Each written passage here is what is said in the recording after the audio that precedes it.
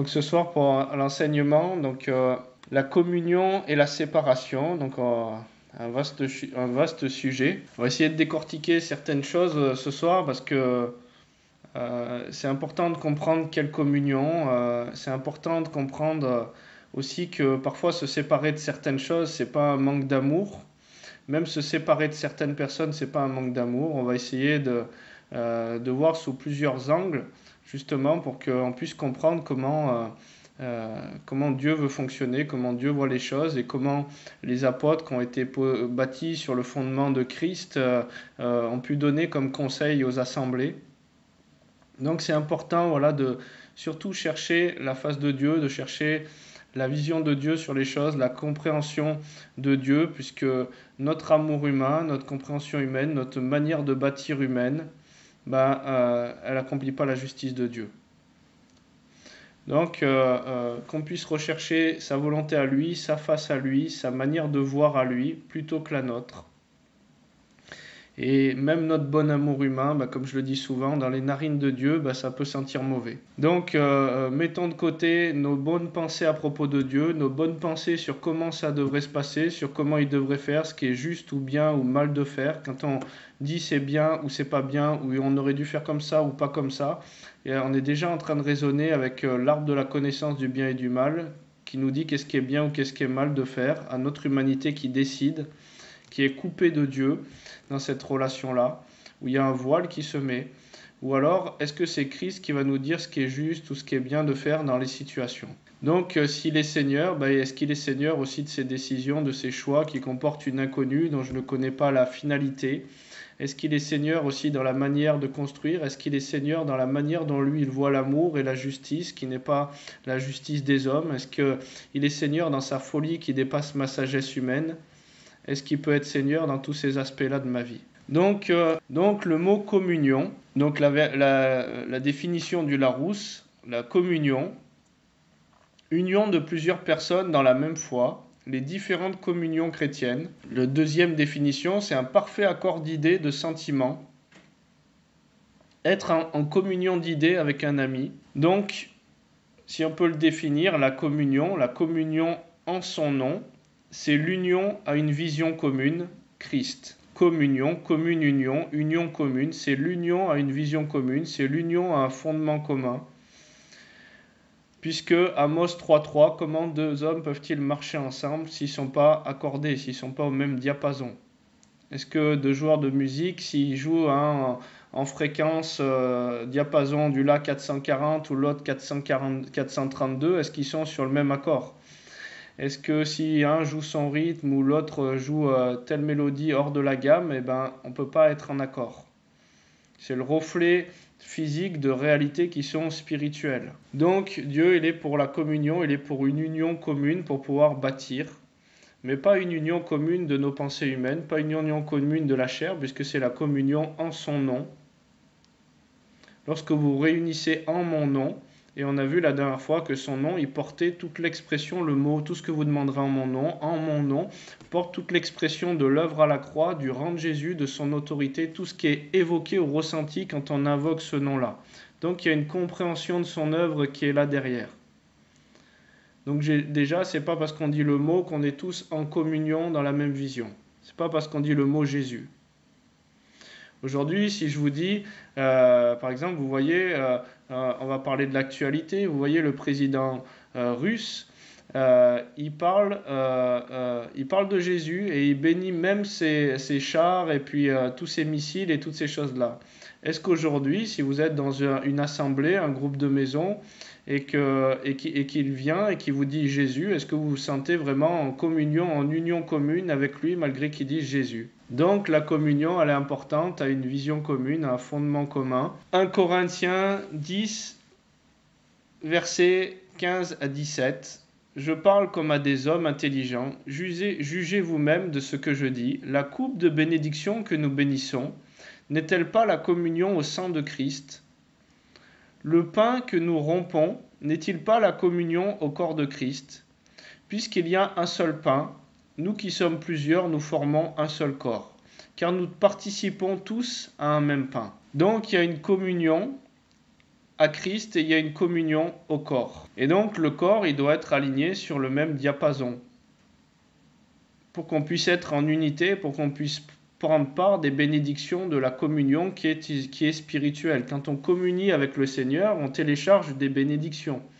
Mais quand chaque personne a une partie du pain qui a été fractionné et ramène chacun son bout de pain, c'est là que la baguette, elle peut être plus complète. Et quand chacun amène sa part dans la communion, dans l'union commune, il y a une onction spéciale, il y a quelque chose qui est là, une bénédiction spéciale qui se passe dans la communion. On est arrivé à certains moments dans les assemblées à l'île de la Réunion à un niveau d'amour, un niveau de communion et de recherche de paix et d'unité.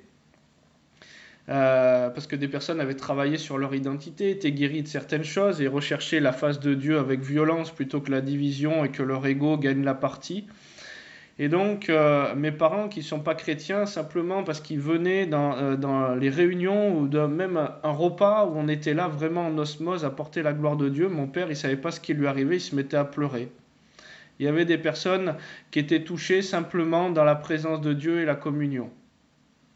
Il y a des guérisons qui se passent simplement parce que l'onction est là, parce qu'on est tous en phase et qu'il n'y a pas de friture sur la ligne entre nous. Donc la communion, elle est très importante. On a eu des réunions où il y a eu les miracles et prodiges qui se passaient simplement dans la communion. On a vu des pierres du ciel apparaître dans les mains des personnes, des pierres taillées. On a vu de l'or, on a vu de l'huile qui coulait, qui tombait dans la salle, des choses surnaturelles, simplement parce que on tendait à être un comme Jésus il a prié, qu'il soit un comme il était un avec le Père. Donc on l'a vu même pour ceux qui sont venus au camp en décembre, plus l'unité était là, plus l'osmose était là, on a vu quelque chose qui se passait dans la gloire et quelque chose qui se passait dans le corporatif. On peut encore aller plus haut, on peut encore aller beaucoup plus loin là-dedans. Il y a eu un diamant au camp, voilà aussi. Voilà, le Seigneur fait des choses merveilleuses. Donc la communion, l'union commune. Esdras 6, 21. Les enfants d'Israël, revenus de la captivité, mangèrent la Pâque avec tous ceux qui s'étaient éloignés de l'impureté des nations du pays, qui se joignirent à eux pour chercher l'Éternel, le Dieu d'Israël. Est-ce qu'ils ont mangé la Pâque? Est-ce qu'ils ont communié avec tout le monde? Non, les enfants d'Israël, revenus de la captivité, mangèrent la Pâque avec tous ceux qui s'étaient éloignés de l'impureté des nations du pays, qui se joignirent à eux pour chercher l'Éternel, le Dieu d'Israël. Donc aujourd'hui, il y a certaines communions dans lesquelles on ne peut pas communier à une vision qui n'est pas en Christ. Est-ce que vous iriez dans certaines assemblées qui adorent les idoles, les saints et qui font des cultes aux morts et être en communion avec ces choses-là? Puisqu'il y a une communion à Dieu, mais il y a une communion derrière la vision derrière laquelle on se réunit. 1 Corinthiens 1, Verset 9, Dieu est fidèle, lui qui vous a appelé à la communion de son Fils Jésus-Christ notre Seigneur. 2 Corinthiens 13, verset 14, que la grâce du Seigneur Jésus-Christ, l'amour de Dieu et la communion du Saint-Esprit soient avec vous tous. Et donc, quand il nous appelle à communier, il nous appelle à être dans certaines dispositions. Pourquoi? Parce que si on n'est pas dans certaines dispositions, ce pain, c'est un pain qui vient, c'est comme si en gros on mangeait ou on récoltait ce qu'on allait semer dans notre être intérieur. Et ce pain, il est autant un pain de gloire ou un pain de mort suivant ce qu'on sème dans les pensées, dans notre cœur et dans la vision si on n'est pas d'un commun accord à la vision de Christ. 1 Corinthiens 11, versets 28, 29, 30. Que chacun donc s'éprouve soi-même et qu'ainsi il mange du pain, boive de la coupe, car celui qui mange et boit sans discerner le corps du Seigneur mange et boit un jugement contre lui-même.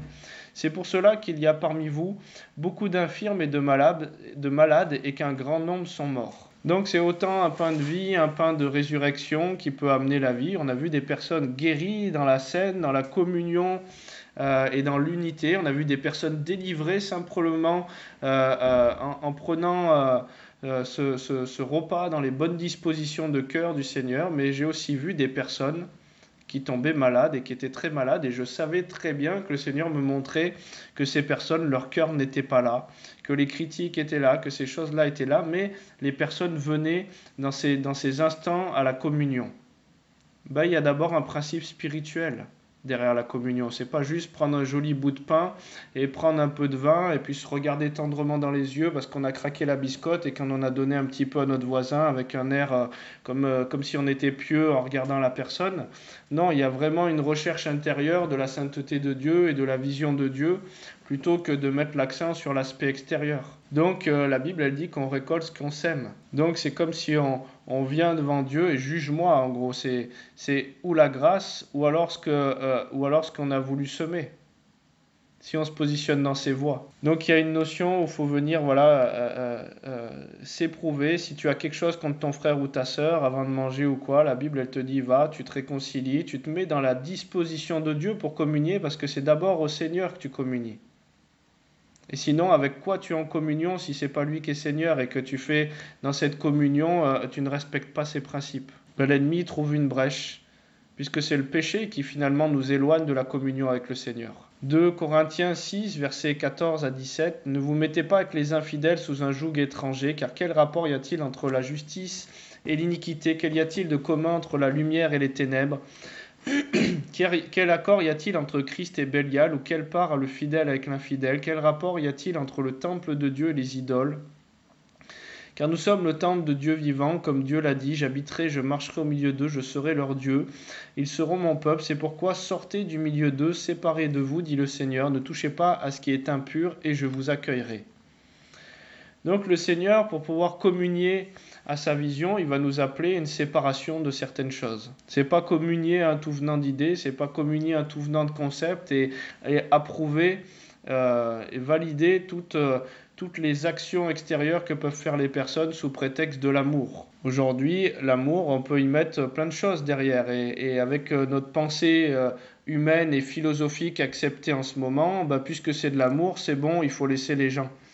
Peut-être qu'un pédophile qui a de l'amour pour un enfant, on va lui valider son type d'amour à terme si on continue dans cette voie soi-disant de l'évolution. Donc on voit bien qu'il y a des choses qui ne sont pas validées de Dieu et qu'il y a des soi-disant amours qui viennent de quelque chose de déséquilibré. Le Seigneur, il nous appelle à la séparation de certaines choses, il nous appelle à la sainteté.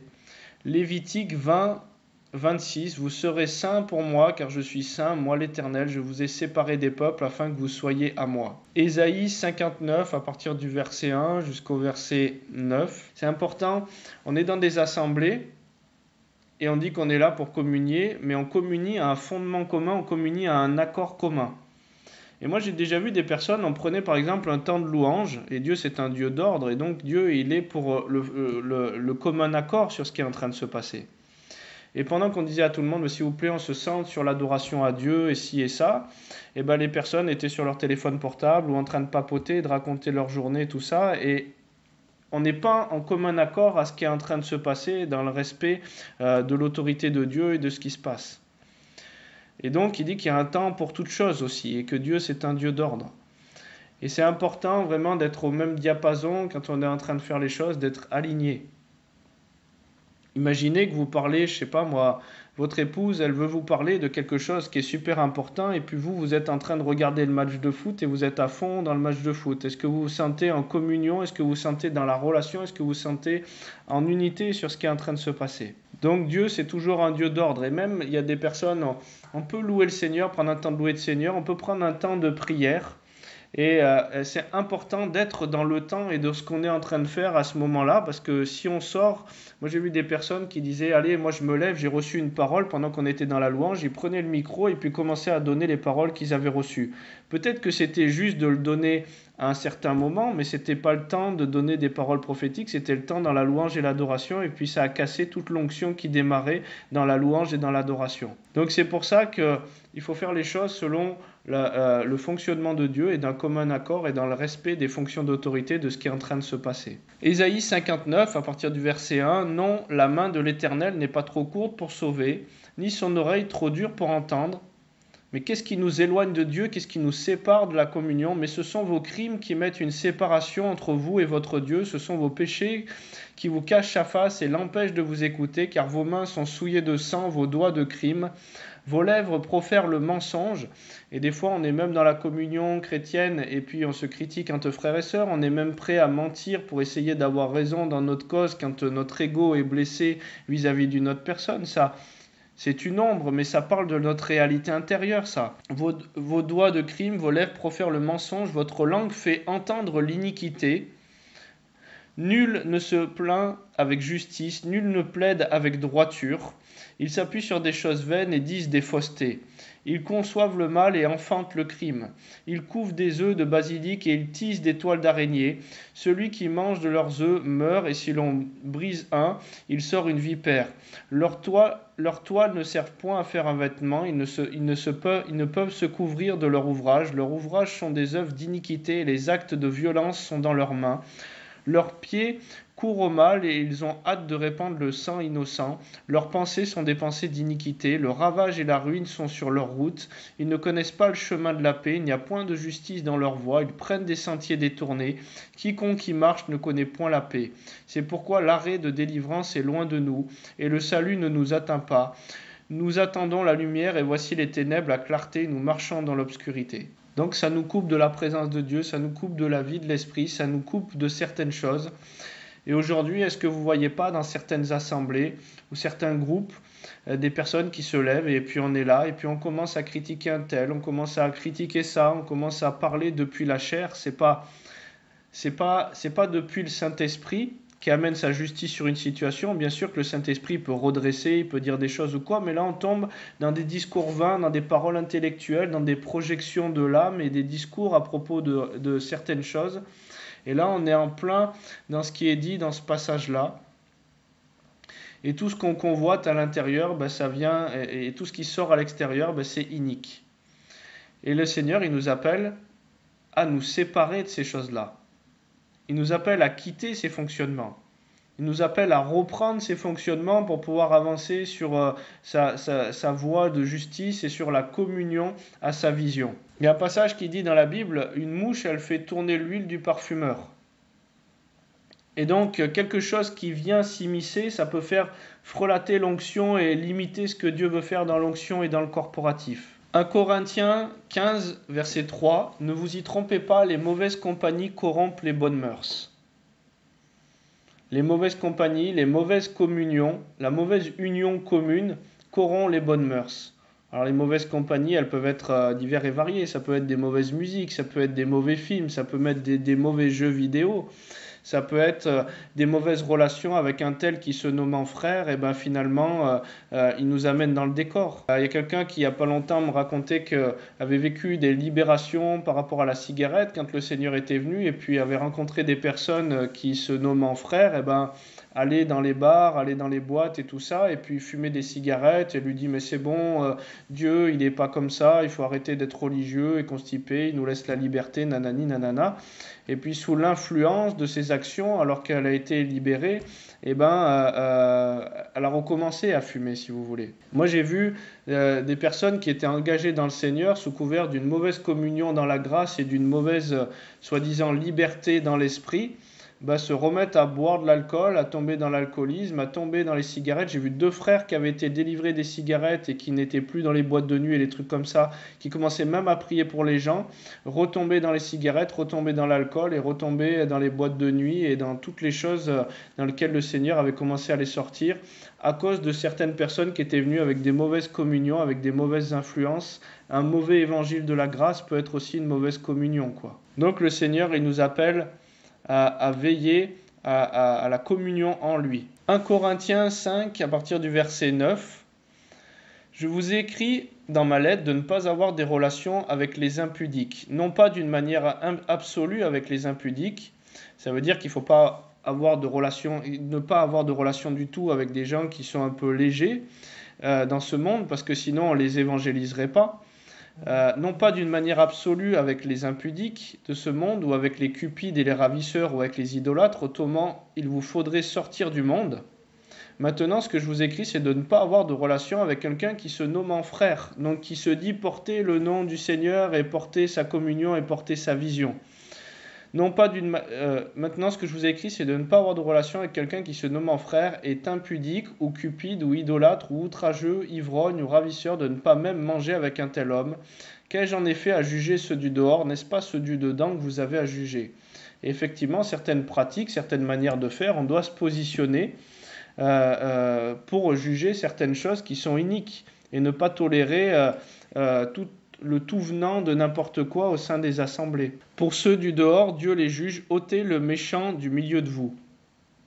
Et il y a des personnes sous couvert du nom de Jésus qui infiltrent des assemblées, qui infiltrent des mouvements, et leur cœur n'est pas droit devant eux, devant Dieu. Et ils viennent juste pour semer des mauvaises choses, ils viennent pour avoir une mauvaise influence dans ces lieux-là, ils viennent pour pervertir certaines choses, et même certaines fois, ils ne sont même pas reprenables sur ce qu'ils sont en train de faire. On a eu le cas de personnes qui venaient dans des assemblées qui étaient vraiment légers au niveau de tenue vestimentaire, voilà, plusieurs personnes. Et c'était une mauvaise communion parce que certains étaient faibles dans certains domaines, comme quelqu'un, je ne sais pas moi, qui... imaginez, vous avez une assemblée où il y a eu beaucoup d'anciens alcooliques, comme moi je suis allé dans les assemblées Victory Outreach en Angleterre. Et ben, c'est des assemblées qui sont formées d'anciennes prostituées, d'anciens alcooliques, drogués ou quoi, et donc il y a zéro alcool, même pour la scène. Et ben, si vous allez là-bas avec une bouteille de vin pensant prendre la scène avec eux, et ben, vous devenez une pierre d'achoppement par vos attitudes. Et vous n'êtes pas en communion à la recherche de paix et d'amour et d'unité que veut le Seigneur. Et donc, ces personnes qui n'étaient pas reprenables, eh ben, à un moment, qu'est-ce qui se passe ? Imaginez, les réalités spirituelles, elles s'expriment aussi dans la matière. Si vous avez un fruit qui se dit être un fruit et que ce fruit, il choisit, on peut commencer par l'esprit et finir par la chair, et que ce fruit il commence à pourrir dans un panier, qu'est-ce qui va se passer avec les autres fruits ? Eh bien, ça va commencer à influencer, à être une mauvaise communion et commencer à impacter tout le panier. Donc, il est juste que certains fruits soient ôtés de la communion, pour préserver justement le troupeau sur lequel certains serviteurs de Dieu, le Seigneur les a établis évêques pour faire croître dans la grâce de Dieu. Maintenant, ce qu'il faut faire, c'est une distinction entre la communion et la relation. La communion, c'est une union à une vision commune. On est dans une notion spirituelle de communion. Maintenant, moi, je ne suis pas encore en communion avec mes parents parce qu'ils ne sont pas au Seigneur. Je ne peux pas construire avec eux et bâtir en Christ et être en union. Mais est-ce que ça m'empêche d'avoir une relation avec eux ? Non, parce que justement, j'essaye de les gagner à Christ ou de pouvoir redresser certaines choses là et leur montrer l'amour de Dieu. Maintenant, dans une notion de communion, le Seigneur il nous demande de nous séparer de certaines choses. Et ce n'est pas un manque d'amour que de rejeter certaines visions et que de rejeter certains fonctionnements. C'est des fois de l'amour aussi pour les autres frères et sœurs qui tomberaient par rapport à certaines choses. Moi, je me rappelle ce frère qui était venu et qui prêchait un évangile de l'hypergrâce dans un groupe où on était dans la Drôme. J'avais déjà averti, j'avais dit écoute, son évangile, il est pas bon, il a une vie dissolue, il fait ci, il fait ça. On m'avait dit ouais, mais regarde, des fois, il a des paroles, il prophétise et ça. Ça, c'est des dons qui viennent du fruit de la grâce. Dieu ne se repent pas de ses dons ni de son appel. Il était des fois même à 2 grammes et il allait donner des paroles aux gens et certaines fois, c'était vrai ce qu'il était en train de dire. Mais ça ne veut pas dire que Dieu l'approuve dans ses voies. Et j'ai dit, oh là là, ce gars, attention, il est dangereux. Il nous a dit, attends, non, il prône un évangile un peu de la grâce, et puis Dieu parfois l'utilise. Je lui dis, mais regarde le fruit de sa vie et tout ce qu'il est en train de faire. Et effectivement, il a fait tomber plusieurs personnes dans des liens de l'alcool et retomber à fumer des cigarettes et à tout ça sous couvert de son hyper grâce. Donc, moi, j'avais annoncé les choses. J'avais dit, écoutez, voilà, cette personne-là, oh, mais tu juges, tu n'es pas amour. Voilà ce qu'on m'avait dit. Ou alors toi tu es trop religieux, tu n'as pas compris la grâce. Mais le Seigneur il nous appelle à nous séparer de certaines choses. Il y a certaines personnes que j'ai averties dans ces domaines-là, même qui sont tombées très loin et qui ont eu des sacrés contre-coups justement quand on communie. Il y en a beaucoup qui sont tombés malades et même qui sont morts. C'est pas moi qui le dis, c'est la parole de Dieu. Je sème de malédiction à personne. C'est simplement que les personnes elles viennent et puis elles sont pas au diapason de Christ. Et donc de ne pas même manger avec un tel homme, c'est pas de ne pas manger avec les personnes. Comprenez bien la notion de repas dans la tradition orientale. Prendre un repas avec quelqu'un, c'est déjà là il est question de se nommant frère. Ne pas prendre un repas, c'est dans une notion de communion spirituelle, puisque le mot repas Vous savez, quand on veut signer un contrat en entreprise, c'est le reflet de réalité spirituelle. Ben, il y avait une mode qui voulait qu'avant de signer le contrat, on mange avec les personnes. Et ben, en fait, ça nous vient directement de quelque chose qui est spirituel.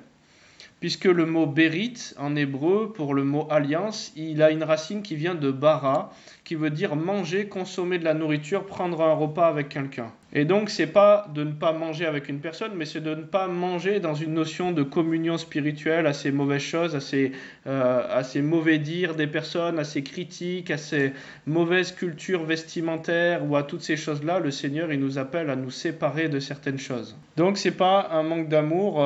Moi, ça m'est arrivé dans des assemblées. On a plusieurs assemblées un peu partout, de dire à des personnes, écoutez, voilà, c'est pas votre place ici, trouvez une communion qui vous correspond. Et il y a certains frères et sœurs qui sont restés dans cette vision, mais qui m'avaient dit au moment, mais attends, Jésus n'aurait rejeté personne, c'est un manque d'amour. J'ai dit, mais regarde les évangiles et regarde les apôtres, s'ils demandaient de se séparer avec personne, regarde ces passages qui disent de ne pas avoir de relation avec certaines personnes qui sont dans ces choses-là. Il y avait même des personnes qui venaient dans des assemblées, c'était des sorciers qui venaient imposer les mains au nom de Jésus pour pouvoir semer des mauvaises choses. Donc on n'est pas appelé à être en communion avec un tout venant d'idées, avec un tout venant de croyances, avec un tout venant de manière de faire. Donc Matthieu 10, versets 12 à 14, en entrant dans la maison, saluez-la, et si la maison en est digne, que votre paix vienne sur elle, mais si elle n'en est pas digne, que votre paix retourne à vous.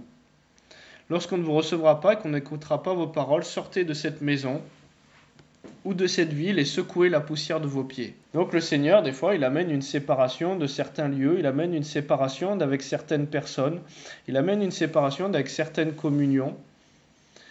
Et c'est important de comprendre que ce n'est pas un manque d'amour que des fois il y ait certaines séparations qui s'opèrent. Parce que quand on se sépare du monde, des fois on se sépare de communion et on va y gagner Christ. Et quand on a enlevé certaines personnes des assemblées, qu'on leur a fait comprendre que si c'était pas comme ça, et dans ces dispositions-là, et dans cette vision-là, qui venaient communier, puisque c'était là le commun accord, qui trouvent la communion qui leur corresponde.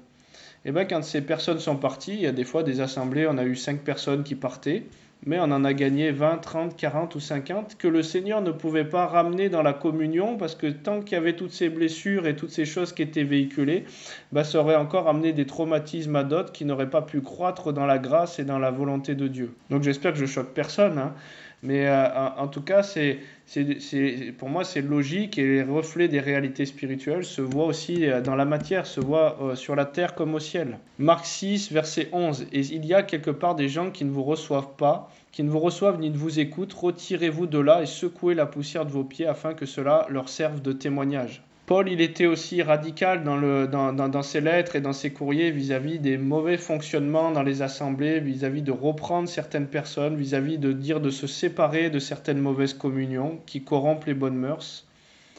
Et est-ce que je veux respecter ma vision à moi, mon bon amour humain à moi, ou est-ce que je veux respecter la vision de Dieu ? Et la Bible, elle dit même qu'il n'est pas venu apporter la paix, mais l'épée. Et donc, en Christ, forcément, il y a certaines choses qui vont trancher avec nos manières de faire. Il y a certaines choses, des fois, qui vont même trancher dans nos relations, parce que quand on voit quelqu'un qui fait quelque chose de mauvais, la Bible, elle dit, si tu as quelque chose contre ton frère, tu vas lui dire. Dans Ézéchiel, il dit, si tu vois ton frère qui est dans le péché, qui est ci, qui est ça, que tu ne vas pas l'avertir si Dieu te le montre, ton frère, il mourira dans son iniquité, mais le sang de ton frère te sera redemandé. Et dans beaucoup de fonctionnements, on n'ose pas se dire les choses, de se dire « Oh là là, je risque de perdre la relation, oh là là, je risque de faire ci, je risque de faire ça ». Alors on arrondit les angles sous une couverture bisounours et finalement, l'iniquité se multiplie et les personnes ne sont jamais amenées à la repentance. Et nous, on veut conserver une amitié qui va durer peut-être 4, 5 ans ou 10 ans ou le temps de cette vie plutôt que de rechercher les choses qui sont éternelles, quoi. Donc Dieu nous appelle à changer de fonctionnement. 3 Jean 1, à partir du verset 9, « J'ai écrit quelques mots à l'Église, mais Diotrephe, qui aime à être le premier parmi eux, ne nous reçoit point.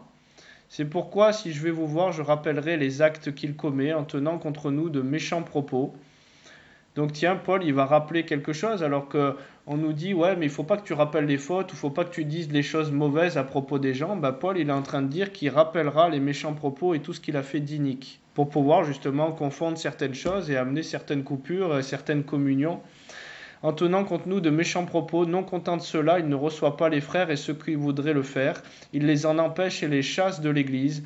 Bien-aimé, n'imite pas le mal, mais le bien. Celui qui fait le bien est de Dieu. Celui qui fait le mal n'a point vu Dieu. 1 Corinthiens 4, 19.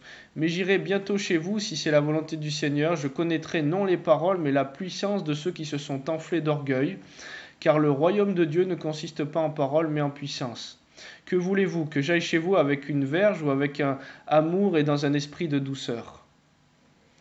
Eh bien, la séparation avec certaines communions, des fois, elle est un petit peu radicale. Il faut savoir reprendre certaines choses aussi. Un jour, je me rappelle, j'ai eu le témoignage d'une personne, il rentre dans une assemblée, c'était un ancien sataniste et Dieu l'avait touché et puis lui il voyait les réalités spirituelles un petit peu comme ça, quoi. Tout de suite ça coulait en lui. Et là, il voyait une personne qui était sur scène et il voyait cette personne chanter et elle chantait, mais il voyait tout ce que son onction dans l'iniquité, tout ce que la mouche était venue faire tourner, et tout ce qu'elle véhiculait, même depuis cette communion-là. Et il l'a reprise et il lui dit, écoute, toi là-bas, toi, bon, il l'a fait maladroitement parce qu'il était au début, mais en tout cas, il l'a reprise, il lui a dit, toi là-bas, tu viens louer le Seigneur et tu fais ci et ça, mais le Seigneur me montre que tu es dans l'adultère et ci et ça. Et effectivement, il s'est avéré derrière que les choses ont été mises en lumière et que la personne était dans des mauvaises dispositions. Donc, le Seigneur, il nous appelle à la repentance. Et une fois qu'on a ces choses qui sont mises à la lumière, on a le choix de quelle direction, qu'est-ce qu'on va faire. Le Seigneur, il nous appelle à sortir du compromis pour pouvoir chercher sa vision à lui, et c'est les violences et les radicaux pour son positionnement qui s'emparent des promesses de Dieu. Donc le Seigneur, il nous appelle justement à amener sa justice sur la terre comme au ciel. Ce qu'il a fait Jésus, il a dit, ce que j'ai fait, vous le ferez aussi, et même des plus grandes choses. Donc ce qu'il a fait, nous le ferons aussi. Jésus qui rentre dans le temple et qui commence à renverser les tables des personnes qui faisaient du business dans son temple, c'était une symbolique du nettoyage qu'il voulait faire aussi à l'intérieur de nous. Mais parfois, voilà, produisez donc du fruit digne de la repentance, race de vipères, c'est-à-dire lignée du serpent, de cette alliance de l'arbre de la connaissance du bien et du mal, où il nous appelle à un nouveau fonctionnement. Le Seigneur veut nous sortir de nos fonctionnements. Et tout à l'heure, j'étais dans la louange, l'adoration, et le Seigneur, pendant que j'étais en train de le louer, il me parlait en fait d'une vie sanctifiée, d'une vie dans une recherche de sa volonté. Pourquoi ? Parce que des fois, on vient louer Dieu avec notre bouche, on chante très bien, on a des beaux accords de guitare, ou on joue très bien de la musique et tout ça. Mais l'adoration qui plaît au Seigneur, le culte qui plaît au Seigneur, c'est dénoue les chaînes de la méchanceté, renvoie libre l'opprimé. Voici le jeûne qui plaît à Dieu, quoi. Et donc, il veut qu'on fasse jeûner ces mauvais penchants. Il veut que plus les sacrifices des boucs et des béliers sur l'autel, il veut notre chair sur l'autel. Et ça, c'est déjà un acte d'adoration. On peut louer le Seigneur avec notre bouche et dans les aspects de notre vie, ne pas vouloir réformer nos voies. Eh bien, l'adoration ne lui plaît pas. Ce qu'il cherche, c'est une vie consacrée, une vie déposée sur l'autel, une vie transformée de gloire en gloire, de repentance en repentance, puisque la gloire, elle vient quand on se repent, quand on diminue, il est en train de croître. Et donc le Seigneur, il veut nous emmener encore beaucoup plus loin. Mais il nous dit, sortez du milieu d'elle. Il nous dit, quittez certains fonctionnements. Il nous dit, va vers toi, hors du pays que je te donnerai, va et découvre hors de toutes ces traditions, hors de tout ce folklore, de toutes ces illusions, pour devenir qui tu es, pour fonctionner dans le fondement dans lequel je t'appelle à fonctionner. Donc, il y a certains, sous couvert d'amour humain, qui disent, mais si tu rejettes certaines personnes de l'Assemblée, peut-être que certaines personnes peuvent être en dépression derrière, ou peut-être même pire, se suicider. Mais c'est pas l'Église, dans un sens, c'est pas l'Assemblée qui rejette ces personnes. C'est ces personnes qui rejettent la vision de l'Assemblée et le commun accord et l'union à la vision commune. Et donc, si on n'est pas en communion aujourd'hui, c'est comme si vous diriez à quelqu'un, Je sais pas moi, il y a des clubs de pétanque ou il y a des clubs de tennis. Et pour que ça puisse tourner, cette association, elle est bien obligée d'aller dans une direction commune. Imaginez que vous avez quelqu'un qui arrive, vous jouez en triplette à la pétanque, vous avez 3 boules de pétanque, et puis il y a une personne qui arrive qui dit non, moi je veux jouer à 2, et puis je veux changer les règles, et je veux qu'on aille en 6 alors qu'on doit aller en 12, voilà. Et la personne, elle refait son jeu, elle refait ses règles. Et bien, vous n'êtes pas en communion. On ne le ferait pas d'une manière normale d'aller dans une association et puis de changer le fonctionnement pour imprimer notre vision à nous. Et bien, c'est ce que certains font par leur iniquité, leur péché, de vouloir l'entretenir sans qu'il y ait certaine repentance. Donc bien sûr qu'il y a un temps pour toute chose, il faut avoir la sagesse de Dieu. Je ne dis pas, il y a des personnes qu'on a accueillies pendant un an et demi, avec des fois des choses un petit peu dans leur comportement léger, qui n'étaient pas encore réformées dans la grâce. Mais au bout d'un moment, quand tu reprends les personnes et que tu les as et que tu leur dis écoutez, on part comme ça et c'est pas comme ça, et que les personnes ne veulent pas aller dans telle ou telle direction, bah, au bout d'un moment, il y a le choix des personnes qui opèrent. Bien sûr que si vous allez dans une assemblée, qu'il y a une personne qui est anciennement prostituée qui arrive et qui n'a pas les codes et que sa manière de s'habiller ou même elle arrive touchée par le Seigneur entre deux passes et elle a encore une tenue légère ou tout ça. Mais ces choses-là ne doivent pas rester dans le temps, c'est ce que je suis en train de dire. Le Seigneur, l'Esprit va nous pousser à un nettoyage, il va nous pousser à une transformation, il va nous pousser à un changement. Et si ce changement ne s'opère pas, et d'autant plus que ce changement il est une pierre d'achoppement pour certaines personnes, bah si des fois à cause de ma bouteille de vin, parce que moi je veux prendre la scène avec le vin, je suis une pierre d'achoppement pour les personnes, je suis déjà pas dans les voies de Dieu qui est de rechercher la paix et l'amour avec tous. Si pour un bout de tissu, je m'offusque de dire allez, il faut que je mette une jupe en dessous des genoux ou faire ci ou faire ça, c'est le bout de tissu qui prend l'autorité sur la communion et la recherche de paix et d'amour, quoi. Donc le Seigneur, il nous appelle à être dans ces dispositions pour rechercher la vie, pour rechercher la paix. Imaginez, même Timothée, pour qu'il puisse être entendu dans ce qu'il veut porter de l'Évangile, qu'est-ce qu'il le fait, Paul? Il le fait circoncire à cause des Juifs. La recherche de paix, d'amour et d'unité, la recherche de communion, la recherche de sainteté pour refléter le cœur du Père dans ces endroits-là, ben, ça va loin. Et quand certains ne veulent pas, ben, au bout d'un moment, 1 fois, 2 fois, 3 fois, si tu as quelque chose contre ton frère, tu vas le voir, tu prends une personne extérieure, après l'assemblée, et quand les choses ne sont pas en communion, ben, au bout d'un moment, il y a une séparation qui s'opère. Et ce n'est pas un manque d'amour. Donc le Seigneur, il nous appelle aussi à fonctionner selon son fonctionnement à lui. Et bien sûr que ça coûte. Bien sûr que se séparer de certaines choses, ça coûte. Pourquoi? Parce que y a la réaction de la personne, il y a les critiques qui vont peut-être venir derrière, il y a qu'est-ce que vont en penser les autres si je fais ci ou que je fais ça. Mais le Seigneur, il nous appelle à fonctionner dans ses voies et à ne pas fonctionner avec la crainte des hommes, mais surtout avec le respect et la crainte de Dieu, quoi. Maintenant, bien sûr qu'il y a une manière de dire les choses. Il ne faut pas être un Rambo ou un djihadiste chrétien qui veut trancher les têtes de tout le monde parce qu'il voit des péchés partout. C'est le Saint-Esprit qui va conduire le mouvement et l'être dans ces choses-là. Ça va? Vous n'êtes pas choqués?